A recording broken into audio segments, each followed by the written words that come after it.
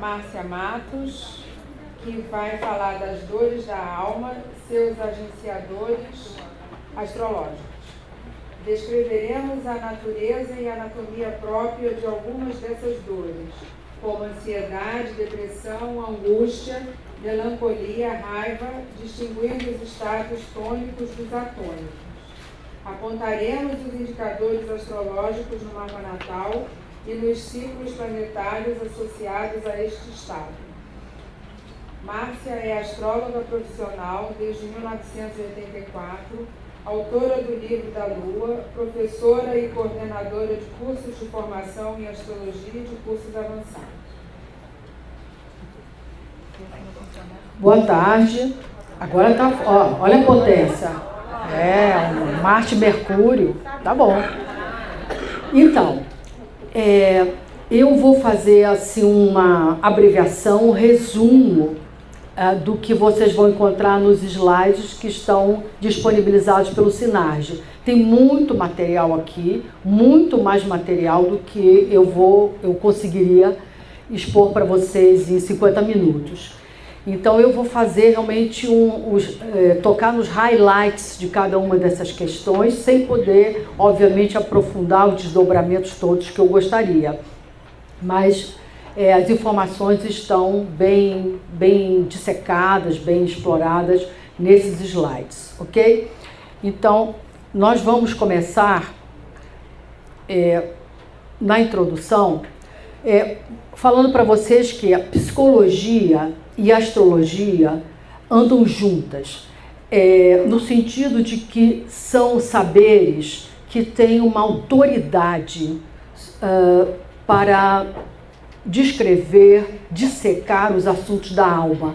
São duas potências de conhecimento muito apropriadas para tratar das questões da alma. É claro que a astrologia é mais antiga do que a psicologia, mas de qualquer maneira, no século XIX, XX, atualmente XXI, ela caminhou-se cada vez mais se associando à psicologia, a tal ponto que chega a existir uma superpsicologização da leitura, da interpretação por parte dos astrólogos. Eu vejo até em sala de aula, quando eu tento extrair dos alunos que conhecem todos os princípios, os fundamentos planetários, dos signos, extrair uma interpretação factual e não psicológica, eles se atrapalham. Para vocês verem como a psicologia, vamos dizer, penetrou a leitura psicológica, a interpretação psicológica da interpretação e leitura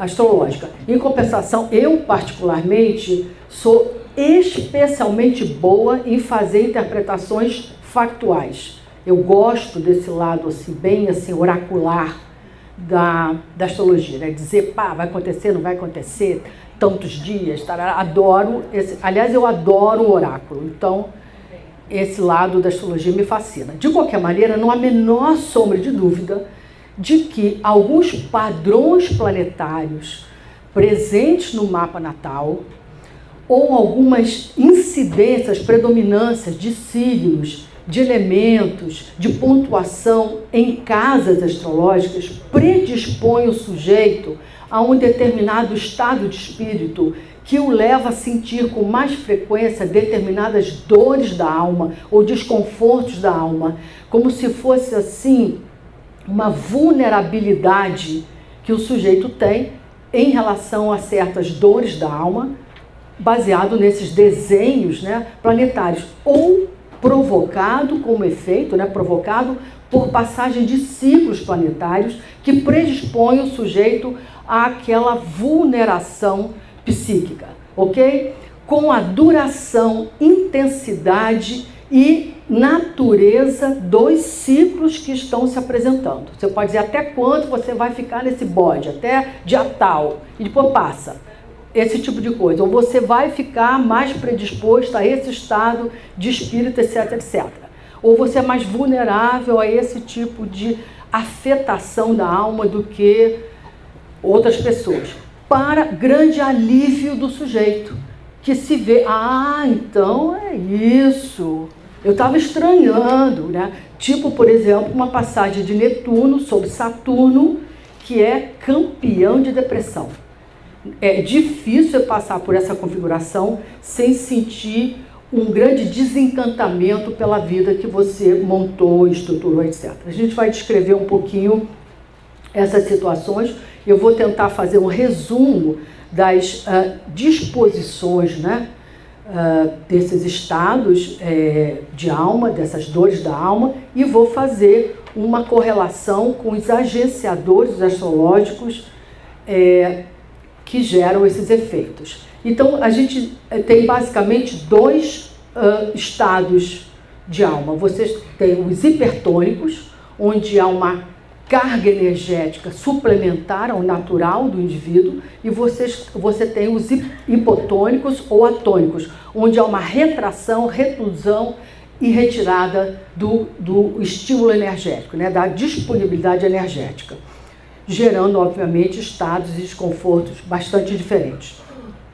Eu não vou falar de todas as dores da alma, até porque ficaria insuportável essa palestra, ficaria uma coisa...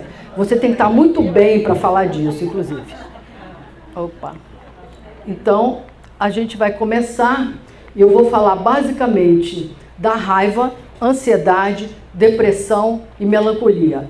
Vou deixar de fora culpa e obsessão, que são outros gigantes da alma também, que quando toma o sujeito, toma de verdade. Mas começamos pela raiva, que é um sentimento, é um estado, né, relativamente comum, né, frequente, facilmente gera-se incidência de raiva. Mas basicamente, como é que funciona a questão da raiva? A raiva tem a ver sempre com uma vulneração do eu, um ataque ao eu. É o eu que responde à raiva.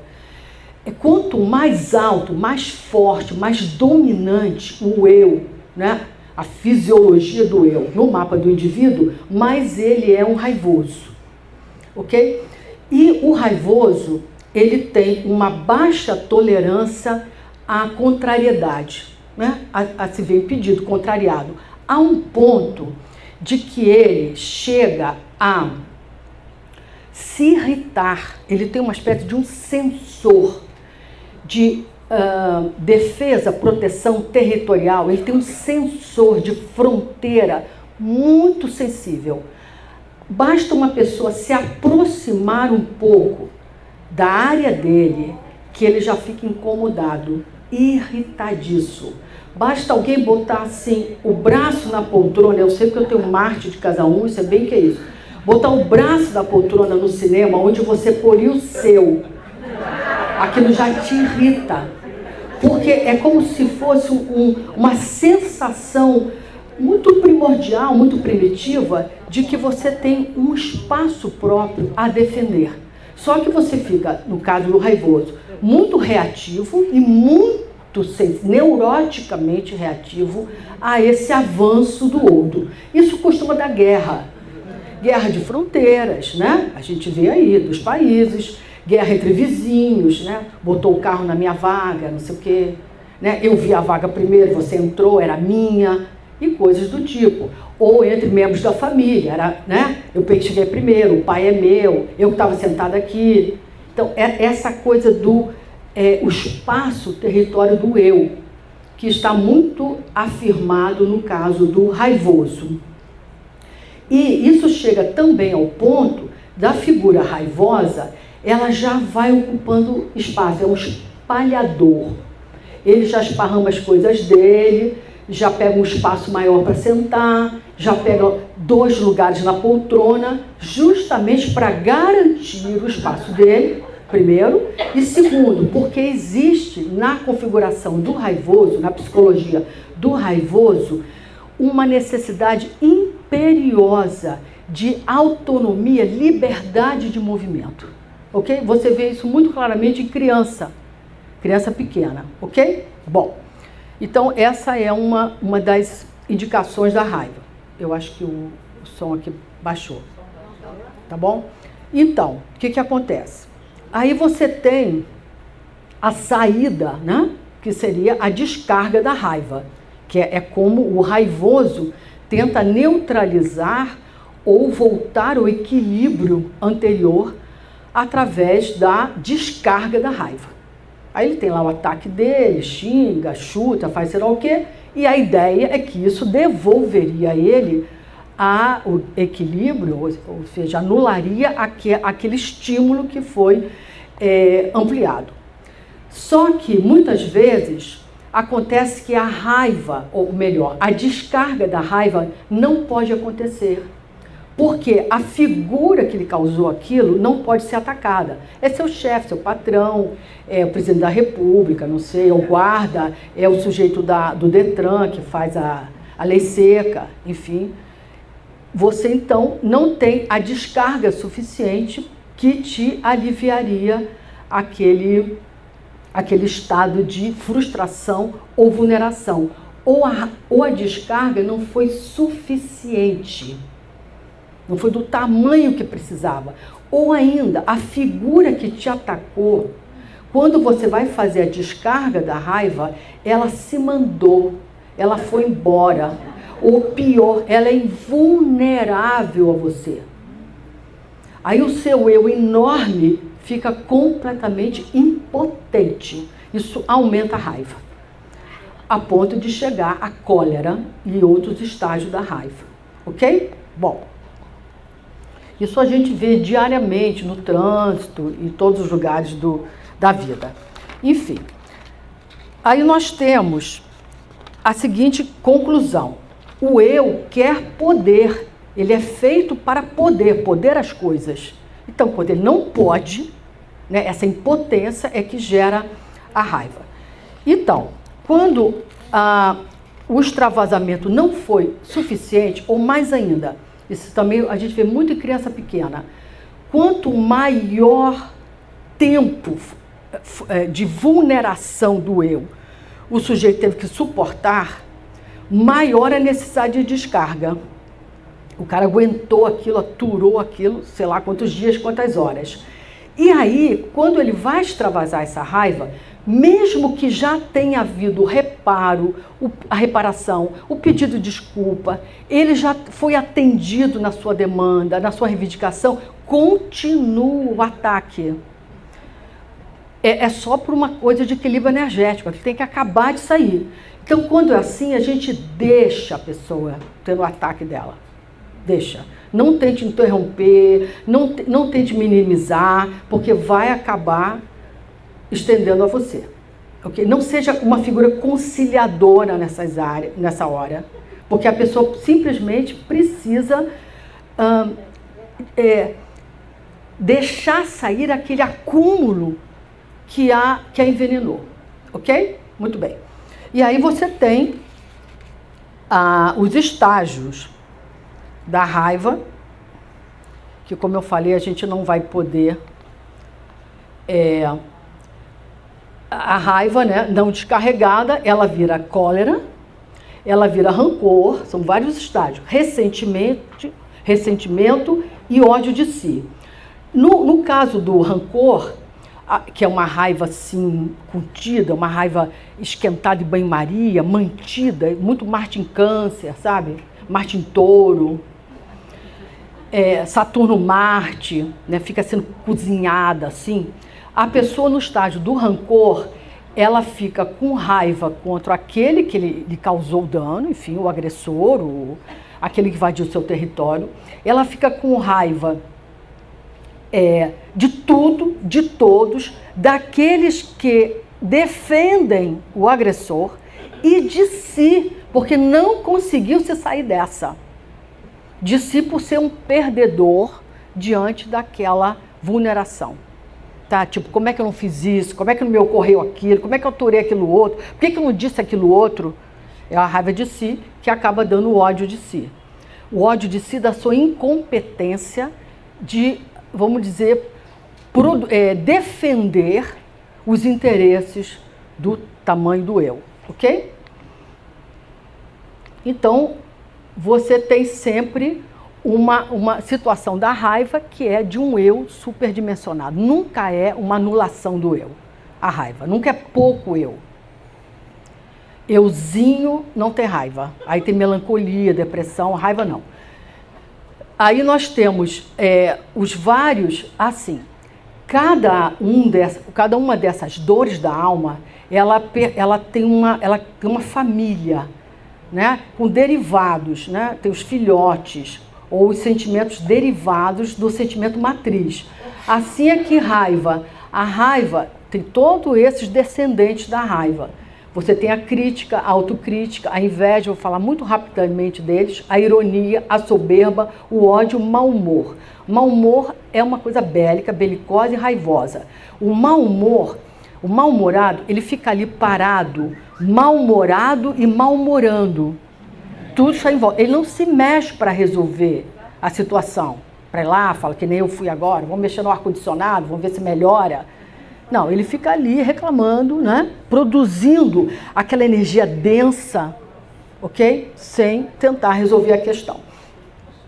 Você tem a crítica. A crítica é raivosa. Não existe crítica construtiva, viu? Não existe.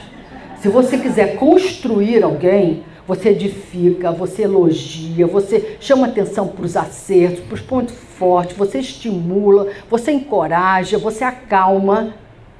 Você não critica. Quer dizer, critica quem quiser. Mas ela é um ato, a crítica é um ato raivoso. É uma forma de você atingir, atacar o fulano à sua frente. Geralmente com a intenção de diminuí-lo. E adivinha por quê que eu quero diminuí-lo? Porque ele está grande para mim. Ok? Bom, autocrítica é outra forma de agressão, só que de belicosidade, de raiva, só que é contra si, né? É um ataque a si. Inveja, sem sombra de dúvida, é um derivado da raiva. A inveja é um sentimento belicoso. Você, na realidade, prefere atacar e destruir aquele que está, aos seus olhos, ascendendo, do que tratar de fazer igual, né? E conseguiu os mesmos méritos que você está vendo naquele que você invejou, ok? Então, o invejoso, ele nunca anda para frente, nunca vai para frente, ele só anda para trás, porque ele tem esse espírito, ele não tem o espírito construtivo, ele está tomado pela ideia de maleficiar ou prejudicar ou torcer para o prejuízo e o dano daquele que ele inveja, e não para se apropriar dos seus recursos e ir para frente, tá? O invejoso, ele tem que parar de se comparar. A inveja está na comparação. Não olhar para os seus recursos, né? É muito casa 8, sabe? É o recurso do outro. Recurso anímico, recurso energético, recurso financeiro, o que for. A ironia, a soberba, ódio, o mau humor, todos são também derivados da raiva. Uma observação da ironia. O irônico é um raivoso, só que ele se gaba. A ironia é uma arma dos inteligentes, burro não é irônico, e dos narcisos, dos narcisistas. E ele se gaba da sensação de que ele agrediu e o coitado nem notou. O adversário nem notou. Então é uma coisa bem Plutão-Mercúrio, tá? A ironia. Você está falando mal do outro e o outro nem percebe.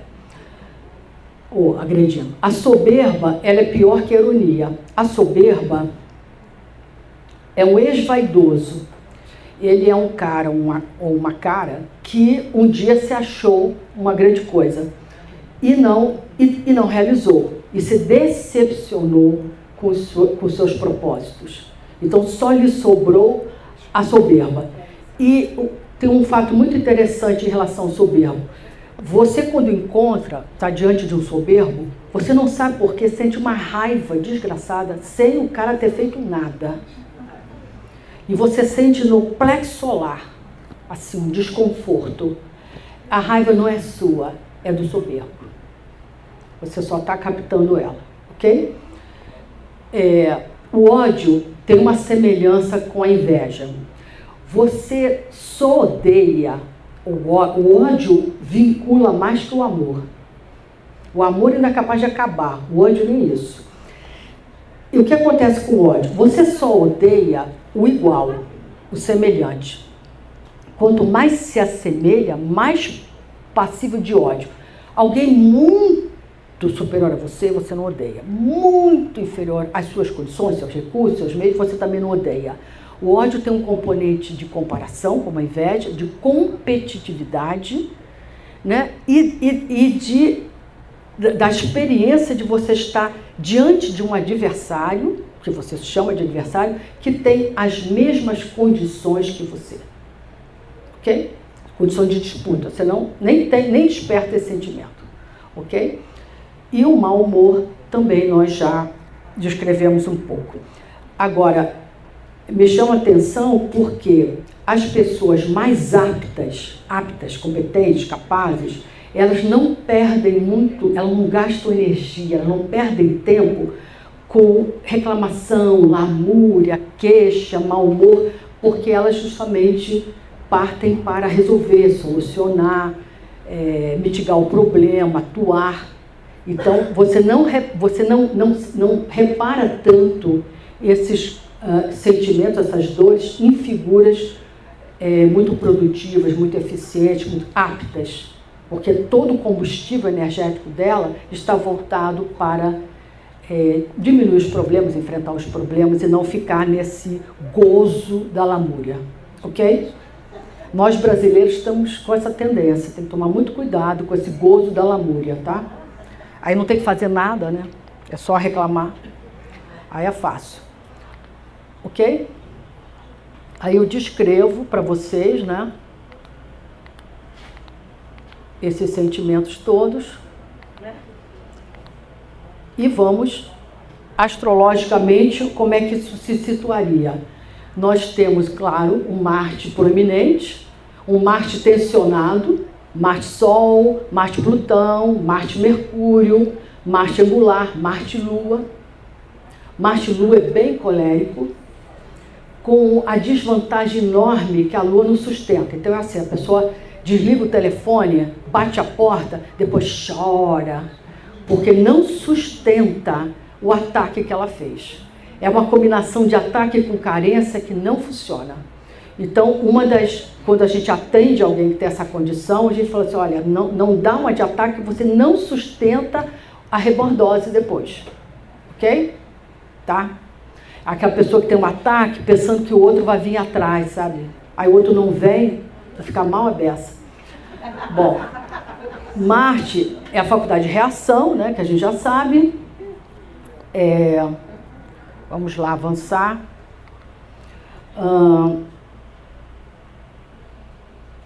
Temos um mau desempenho das casas 1 e 5, que são casas de identidade, então tem excesso, tem distorção, tem uma hipertrofia dessas casas, tudo eu, muito eu. Temos aí também um Plutão dominante, Plutão-Sol, Plutão-Marte. Plutão-Marte é, sem sombra de dúvida, um dos componentes de cólera. Inclusive, quando a pessoa que tem um aspecto dissonante entre Plutão-Marte, ela está no estágio de cólera, no estado de cólera, ela não mede consequências. Ela ganha um sentimento de onipotência, de que nada, de vulnerabilidade. Ela, na raiva, tem a sensação que pode tudo. E aí, claro que não pode, né? Se põe muito em risco, né? Ok? Tipo, enfrenta uma gangue armada, achando que é super-herói. Então, o Plutão-Sol, Plutão-Marte é uma raiva como fruto de um poder mal resolvido. Nós temos Urano-Marte. A Urano-Marte é outro atacado. É talvez uma das composições de maior intolerância da personalidade do eu. Tipo, não tolera nada. Não tolera nada que eu tenha que tolerar. Quer dizer, eu não aguento. Não aguento barulho, não aguento que você chegue perto, não aguento que você fale quando eu não quero, não aguento que você fique na minha frente. ok? Plutão-Marte, Plutão-Lua, que está associada a cólera e fúria. Saturno-Marte, que é uma raiva mais seca, mais mordaz, mais crítica e talvez até mais cruel, porque é cozinhada, é estratégica. E um Saturno proeminente no mapa, Saturno angular, com uma Lua tensionada que dá o mau humor. Tá? Está muito associado ao sentimento de inferioridade amorosa, de não ter recebido a nutrição suficiente. Aí tem um mau humor meio crônico. Plutão-Marte, quando envolvido com Saturno, Lua ou Saturno-Marte, a pessoa tem a raiva, mas tem a contenção da expressão, por isso que dá o rancor. Excesso de fogo, principalmente se for o fogo cardinal, todo mundo conhece as raivinhas arianas, tá? Ansiedade seria o segundo ponto, o segundo tópico que a gente já vai abordar. É talvez a dor da alma mais frequente, mais recorrente na atualidade, nos dias de hoje. Praticamente todo mundo carrega uma caixinha de Rivotril a bordo, porque tem essa ansiedade facilmente estimulada, né, que vem à tona. Basicamente, qual é a questão da ansiedade? Também bastante resumido. Temos, primeiro ponto, a ansiedade. O ansioso, ele é hiperreativo a estímulo externo. Barulho, luz, movimento, ele tem uma resposta, ele é excitável, ele é excitado diante dos estímulos externos. Qualquer coisa estimula, liga, excita e dispara esse sentimento, inclusive de ansiedade. Segundo, é um mental. A mente não para, produz pensamento em série. O ansioso, ele é um abstrato, ele está sempre fora do lugar, fora da situação, fora do contexto, pensando, supondo, elucubrando, se adiantando. Tem um problema muito sério com o tempo. Ele trabalha com antecipação, ele está sempre fora do momento. Ele está sempre lá na frente da situação que ainda não chegou. Ele tem o tal do sofrimento por antecipação, angústia por antecipação. Não suporta expectativa, não suporta espera. O tormento do ansioso é a espera.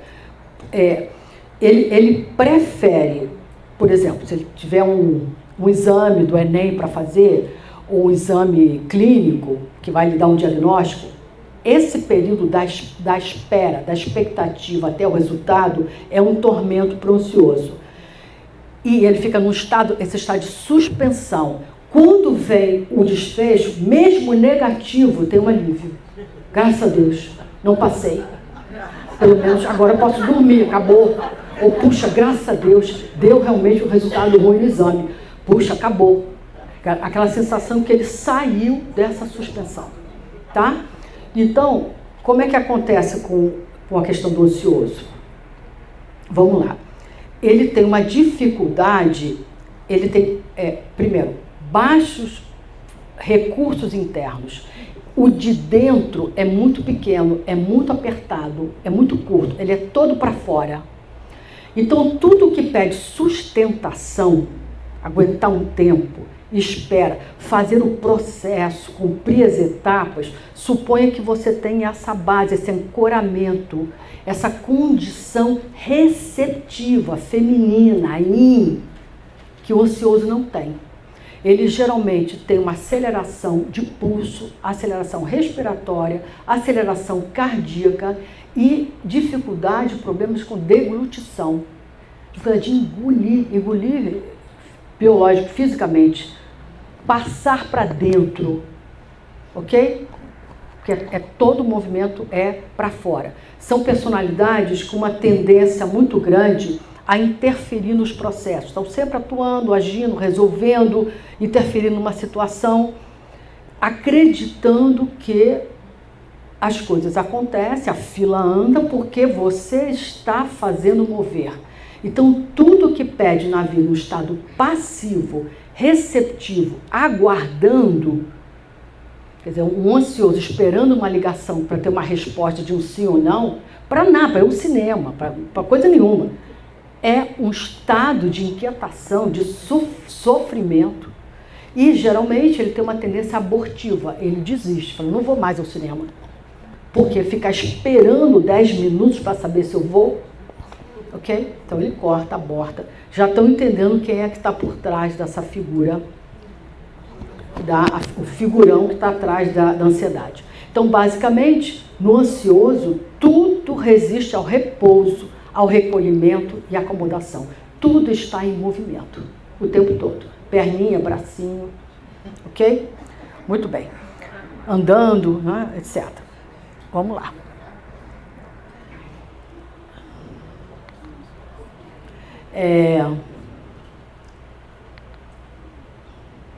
Dificuldade de estar no presente, né? Claro. E sempre o ansioso, ele é um controlador. Na base da ansiedade está uma personalidade controladora. Porque a ansiedade deriva do medo, da expectativa de que algo que vai acontecer lá na frente pode acontecer fora do meu controle e pode ter um resultado adverso. Tudo que você projeta para frente, você não tem como saber mesmo. E aí dispara o sentimento de ansiedade. Ok? Muito bem. E uma baixa predisposição justamente para passar pelas coisas, passar pelos processos, passar pelas etapas. O ansioso corre, ele voa, ele passa correndo pelas experiências da vida. Tá? Mesmo as prazerosas, mesmo as sensoriais, quando ele está tendo um momento de prazer, ele pensa qual vai ser o próximo prazer. Ele já saiu da situação, ok? Quais seriam os indicadores astrológicos da ansiedade? Excesso do elemento fogo e ar, da polaridade masculina, que é ativa, né? Atua sobre, né? Dominância do elemento ar, por causa do abstracionismo. A turma de muitos planetas em Gêmeos tem essa configuração de pensar sobre, lá longe. A coisa já está muito longe da situação. E se isso, se aquilo outro, já saiu fora. Um estélio, obviamente, Aquário. Urano proeminente, Urano-Mercúrio, Urano-Marte, Urano-Júpiter. É um componente bastante ansiedade, Urano-Júpiter, porque uma combinação desarmônica entre Urano e Júpiter não tem contenção, não trabalha com a ideia da contenção. É tudo solto e desamarrado.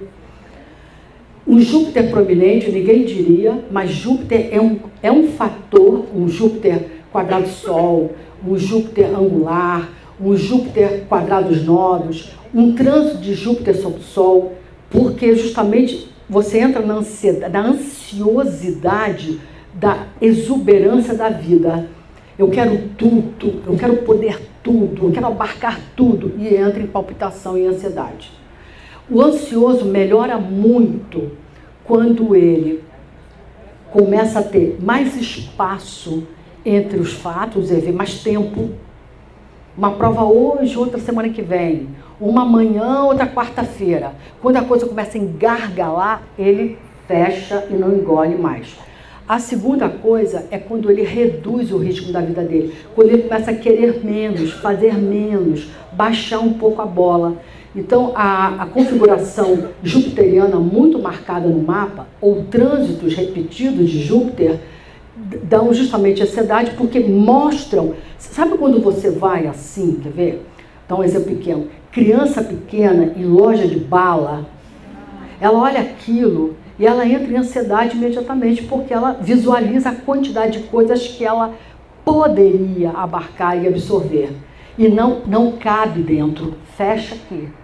Aí gera ansiedade. Então, sempre um pacotinho de bala de cada vez diminui a ansiedade. Uma deficiência do elemento terra, porque é o elemento terra equilibrado, é que põe no presente e fica com o que se apresenta, ok? E, obviamente, um Marte proeminente, porque ainda por cima ganha a pressa, a aceleração, que é um componente importante da ansiedade. Impaciência, prematuridade, porque a coisa nem está pronta, eu já estou perguntando quando é que vai ficar pronto, né? Nem entreguei o documento, já estou perguntando antes de entregar quando é que fica pronto. Isso é ansioso. Estou lá, carteira de motorista. Estou tirando os documentos do envelope, quando é que vai ficar pronto? Porque já estou fora. Não cumpro as etapas, ok? Temos a deficiência da polaridade feminina, porque ela é que contém, né? Eu cada dia mais sou assim fã dessa questão feminina, não feminista, feminina, polaridade feminina, que nos dias ansiosos de hoje a gente precisa abrir um pouco dentro, receber e conter, ficar um pouco com a criança dentro do útero, gerando um pouco, né? Alimentando dentro antes de pôr para fora, ok? Mau desempenho da casa 4, porque a casa 4 é que produz esses recursos internos de acolhimento, autoacolhimento. Saturno angular, Saturno de casa 5, Saturno Sol, Saturno Plutão, que é o lado controlador do ansioso. E um mau desempenho da casa 12, obviamente, porque a casa 12 é aquele espaço da vida justamente onde as coisas estão em gestação e a gente não sabe no que vai dar, ok? Ai, vou pular tudo. Vamos para depressão. A coisa aqui é corrida, hein?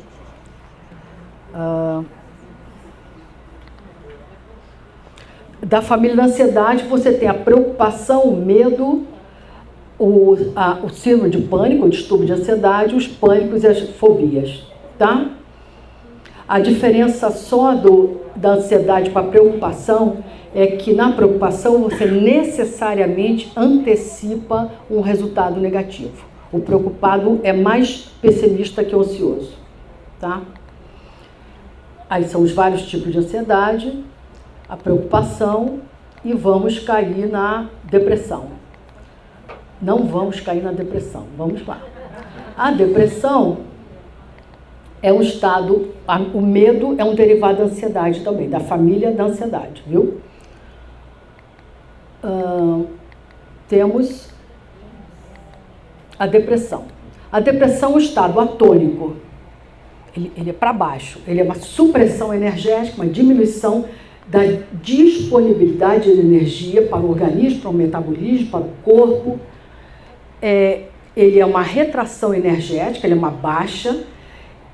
Das 4 estações do ano que existem, né, que tem na existência, né, que existem na vida, o sujeito deprimido se identifica com o outono e com o inverno, ele fica deprimido em dia de sol, dia bonito, deprime, porque está fora da sintonia dele, ele está mais ajustado, mais adequado nos momentos outonais e invernais, porque são momentos de retração, onde a vida não verdeja, desverdeja, que é o processo da depressão.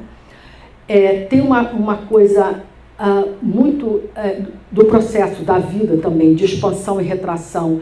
O deprimido está na retração, na contenção. Ele cria muros imaginários, limites imaginários, quer dizer, limites até maiores do que efetivamente o estão limitando. Primeiro, por um mecanismo de defesa, para ele se defender, ele está mais protegido, porque ele se sente muito vulnerável. Segundo, esses muros imaginários o isolam, o depressivo se isola, e aí nós temos um fator muito perigoso, porque o isolamento é uma das causas da depressão, a solidão e o isolamento. E o deprimido se isola, ele fica muito desconfortável no convívio. E no convívio ele se sente isolado. Então ele se isola para não sentir esse desconforto do isolamento. Então, quem convive, é bem pesado conviver com pessoas em estado de depressão, temporário ou crônico, mas quem convive com o depressivo não pode desistir do depressivo. Não pode se afastar do afastamento que eles provocam. Tem que ficar por ali, nem que seja do lado de fora da porta, no outro cômodo da casa, mas tem que ficar por ali. Porque uma das raízes da depressão é um mau processo de vinculação, de nutrição emocional, de vínculos nutrientes. É uma das razões da raiz da depressão. Então, realmente, as figuras próximas, que seriam, sei lá, familiares, amigos, marido, mulher, que seja companheiro, companheira, que representariam esse vínculo, não podem desistir do deprimido, que é um desvinculado. Tem essa dor do desvinculamento, é uma inabilidade de gerar vínculos nutrientes, uma incapacidade mesmo. Então a gente precisa prover isso para ele, e não comprar o isolamento que ele força, ou pede, ou exige, ok? Muito bem. Não acreditar na demanda de isolamento que o deprimido pede. É um Saturnão aí operando bacana, ok? Muito bem. Não é ficar paparicando, enchendo o saco, perguntando o que você tem, dizendo, sai dessa, cara. Não é isso, não. É ficar por ali. Ok. Muito bem. Vamos lá, o que eu consigo ainda falar. Só para fechar a depressão. Um dos componentes, uma das características da depressão é uma visão, uma percepção da vida deles de linearidade, linear, tudo é tudo linear. É como se eles olhassem assim, uma paisagem de 250 metros e vissem tudo igual. Não tem onda, não tem curva, não tem calombo, não tem espiral, não tem ciclo, não tem evolução, não tem mudança. É um retão. Essa é a percepção do deprimido. Não tem perspectiva, não tem visão, é opaco, não tem translucidez, não vê adiante, não vê alternativas que podem estar do lado, mas é uma espécie de miopia existencial. Isso é uma configuração forte de Saturno. É uma miragem tóxica, né? Olhar a vida e não ver nuances. Geralmente o deprimido está numa crise de fé, está numa crise de confiança, está numa crise de esperança e numa forte crise de criatividade. Criatividade frente à vida. Ele não vê meios, mesmo quando existem. Ok? Temos a pessoa hiperativa, sempre correndo de lá para cá, sempre com o tempo dela cheio, é um depressivo em fuga. Na primeira brecha, no primeiro feriado, no primeiro dia de chuva, o sujeito cai em depressão. Ele simplesmente está enchendo o buraco, porque na realidade ele tem um vazio interno. Tá? O depressivo, pelo menos, é mais assumido. E, finalmente, nós temos os indicadores astrológicos da depressão, deficiência do elemento fogo, comprometimento das funções solar e Marte e Sol, né? Mau desempenho da casa 5, que tem a ver com produção de estado de alegria e felicidade e também de criatividade, o cara se sentir capaz de criar alternativas, soluções de vida. Um Sol debilitado, trânsito de Saturno, trânsito de Netuno sobre o Sol, um Sol natal de casa 12, Saturno proeminente no mapa, fechando, deixando pobre, enxergando estreito, é típico da depressão, o sujeito ir encurralando, estreitando em vez de abrir. Um baixo rendimento da função jupiteriana, Saturno-Júpiter, né? Saturno sobre Júpiter, no mapa natal, em aspecto ou em trânsito.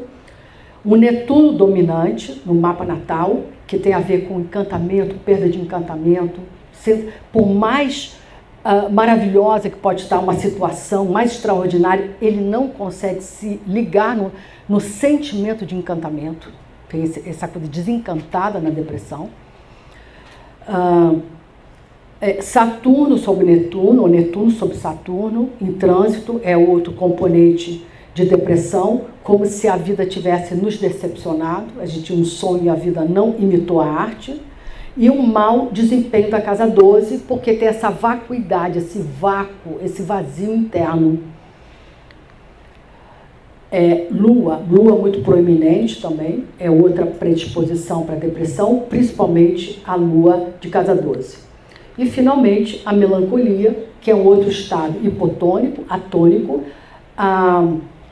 Na melancolia tem uma letargia, tem uma baixa de energia, tem pouco eu. Sempre a melancolia está ligado a uma anulação do eu, a uma disponibilidade de sacrificar o eu.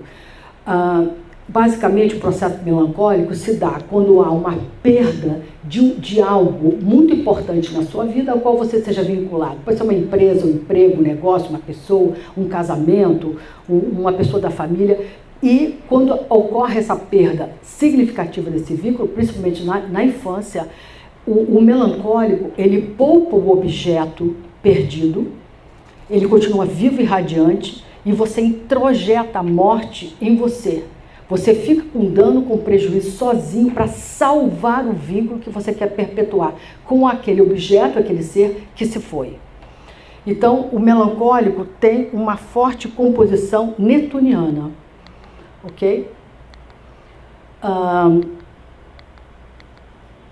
Temos uma lua tensionada no mapa por trânsito, progressão, porque a lua aqui é a composição de vínculo, as pessoas não têm ideia da força da lua no mapa natal.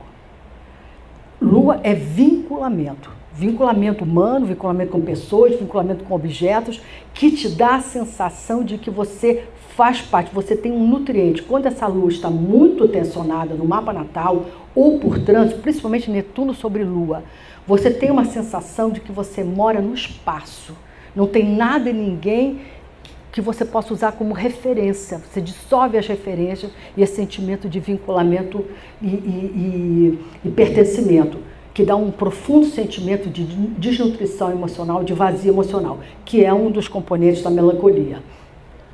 O Netuno proeminente, Netuno Lua, Netuno Vênus, Netuno de casa 7, Netuno Nodo, onde você justamente perde o vínculo, mas mantém o outro intacto, e aceita morrer e sacrificar-se para manter o vínculo, ok? O Sol debilitado, porque tem sempre a questão de um eu pouco fortalecido, deficiência do elemento fogo, um baixo desempenho da casa 8, porque a casa 8 é que elabora os lutos, elimina as situações, deserotiza o que foi perdido.